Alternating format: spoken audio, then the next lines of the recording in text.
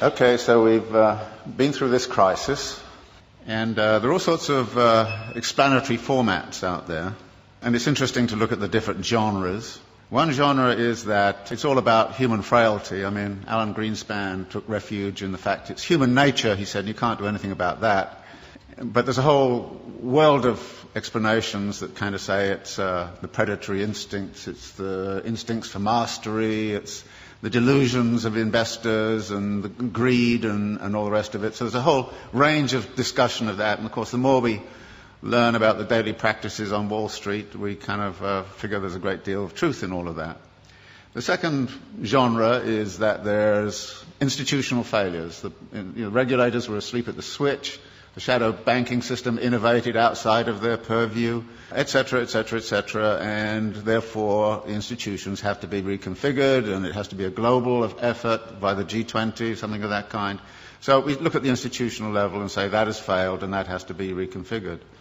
The third genre is to say everybody was obsessed with a false theory. They read too much Hayek and believed in the efficiency of markets, and it's time we actually got back to something like Keynes, or we took seriously Hyman Minsky's theory about the inherent instability of financial activities. The next genre is that it has cultural origins. Now, we don't hear that much in the United States, but if you were in Germany and France, many people there would kind of say this is an Anglo-Saxon disease. And it's nothing to do with us. I happened to be in Brazil when it was going on, and Lula was kind of saying, well, first off he was saying, oh, thank God the United States is being disciplined by the equivalent of the IMF. We've been through it 8 times in the last 25 years, and now it's their turn. Fantastic, said Lula, and all the Latin Americans I knew, until it hit them, which it does. And then they kind of changed their tune a little bit. So there's a kind of a way of which it became cultural. And you can see that by the way in which this whole Greek thing is being handled. The way the German press is saying, well, it's the Greek character, it's defects in the Greek character. And there's a lot of rather nasty stuff going on around that. But actually there are some cultural features which have led into it. For instance, the US fascination with home ownership, which is supposedly a deep cultural value. So 67-68% of US households are homeowners. It's only 22% in Switzerland. Of course, it's a cultural value in the United States. It's been supported by the mortgage interest tax deduction, which is a huge subsidy. It's been promoted since the 1930s. Very explicitly in the 1930s, it was built up because the theory was that debt-encumbered homeowners don't go on strike. And then there's a kind of notion that there's a failure of policy and that policy has actually intervened. And there's a funny kind of alliance emerging between the Glenn Beck wing of Fox News and the World Bank, both of whom say the problem is too much regulation of the wrong sort. So there are all of these ways, and all of them have a certain truth. And skilled writers will take one or other of those perspectives and build a story and actually write a very plausible kind of story about this. And I thought to myself, well, what kind of plausible story can I write which is none of the above, which is one of the things I always think to myself. And it's not hard to do, particularly if you're coming from a Marxist perspective, because, there aren't many people who try to do this analysis from a Marxist perspective. And I was really clued into this by this thing that happened at the London School of Economics about a year and a half ago when Her Majesty the Queen asked the economists, how come you guys didn't see this thing coming? I mean, she didn't say it exactly that way, but, it's just the sentiment. And they got very upset, and then she actually called the governor of the Bank of England and said, how come you didn't see it coming? And then the British Academy put forward got all together all of these economists, and they came up with this fabulous letter to Her Majesty. And it was it was absolutely astonishing. It said, well, many dedicated people, intelligent, smart, spent their lives working on aspects of this thing very, very seriously, but the one thing we missed was systemic risk. And you say, what? And then it went on to talk about a politics of denial and all the rest of it. So I thought, well, systemic risk, I can translate it into the Marxian thing. You're talking about the internal contradictions of capital accumulation. And maybe I should write a thing about the internal contradictions of capital accumulation and try to figure out the role of crises in the whole history of capitalism and what's specific and special about the crisis this time around. And there were 2 ways in which I thought I would do that. One was to sort of look at what's happened since 1970s to now. And the thesis there is that in many ways the form of this current crisis is dictated very much by the way we came out of the last one. that the problem back in the 1970s was excessive power of labour in relationship to capital, that therefore the way out of the crisis last time was to discipline labour. And we know how that was done. It was done by offshoring, it was done by, Thatcher and Reagan, and it was done by neoliberal doctrine, it was done all kinds of different ways. But by 1985 or 86, the labour question had essentially been solved for capital. It had access to all of the world's labour supplies. Nobody in this particular instance has cited greedy unions as the root of the crisis.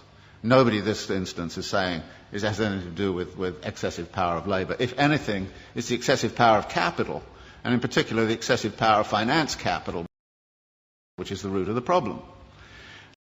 Now, how did that happen? Well, we've been, since the 1970s, in a phase of what we call wage repression, that wages have remained stagnant. The share of wages in national income right throughout the OECD countries has steadily fallen. It's even steadily fallen in China, of all places. So that there are less and less being paid out in wages. Well, wages turn out to be also the money which buys goods. So if you diminish wages, then you've got a problem with where's your demand going to come from? And the answer was, well, get out your credit cards. We'll give everybody credit cards. So we'll overcome, if you like, the problem of effective demand by actually pumping up the credit economy. And American households, British households have all roughly tripled their debt over the last 20, 30 years. And a vast amount of that debt, of course, has been within the housing market. And out of this comes a theory which is very, very important, that capitalism never solves its crisis problems. It moves them around geographically. And what we're seeing right now is a geographical movement of that. Everybody says, well, okay, everything's beginning to recover in the United States, and then Greece goes bang, and everybody says, what about the pigs, And it's interesting. You had a finance crisis, which is in the financial system. You've sort of half solved that, but at the expense of a sovereign debt crisis. Actually, if you look at the accumulation process of capital, you see a number of limits and a number of barriers. And there's a wonderful language that Marx uses in the Grundrisse, where he talks about the way in which capital cannot abide a limit. It has to turn it into a barrier which it then circumvents or transcends. And then when you look at the accumulation process, you look at where the barriers and limits might lie. And the simple way to look at it is to say, look, the typical circulation process of accumulation goes like this. You start with some money, you go into the market and you buy labour, power and means of production, and you put them to work with a given technology and organisational form.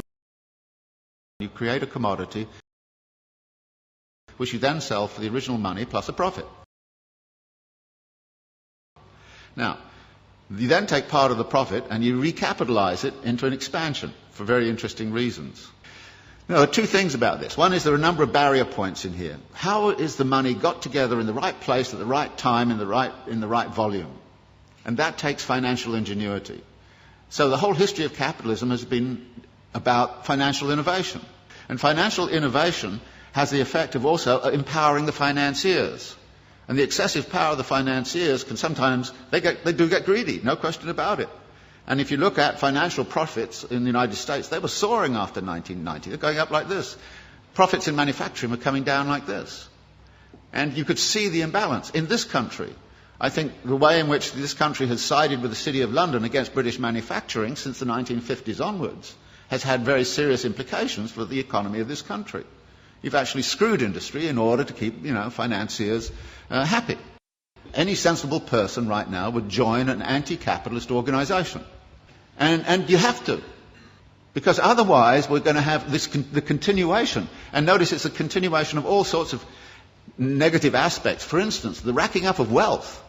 You would have thought the crisis would have stopped that. Actually, more billionaires emerged in India last year than ever.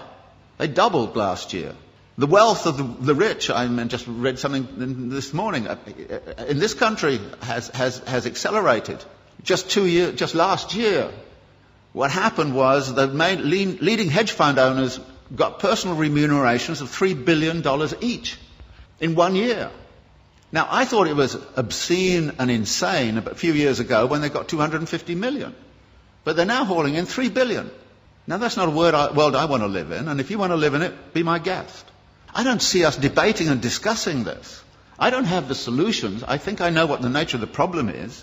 And unless we're prepared to have a very broad-based discussion that gets away from, the the normal kind of pablum you get in the political campaign, and, you know, everything's going to be okay here next year if you vote for me, you know, it's crap. You should know it's crap, and say it is. And we have a duty, it seems to me, those of us who are academics and seriously involved in the world, to actually change our mode of thinking.